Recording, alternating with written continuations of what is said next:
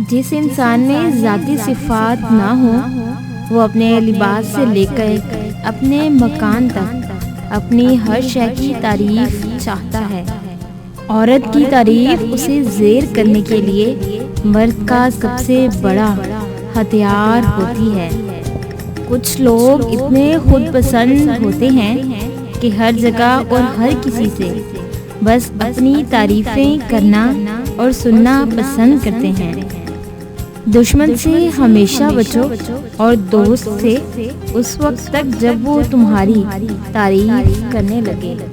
सभी तारीफ करते हैं मेरी तहरीरों की, कभी कोई नहीं सुनता मेरे लफ्ज़ों की सिसकियाँ। मैं अपनी तारीफ तो खुद ही करता हूँ क्योंकि मेरी बुराई के लिए तो ज़माना तैयार बैठा है।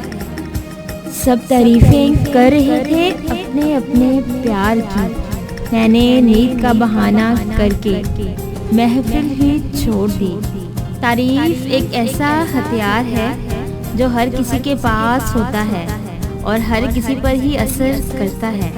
तारीफ़ के मोहताज नहीं होते सच्चे लोग, क्योंकि असली फूलों पर कभी अत्तर नहीं लगाया जाता।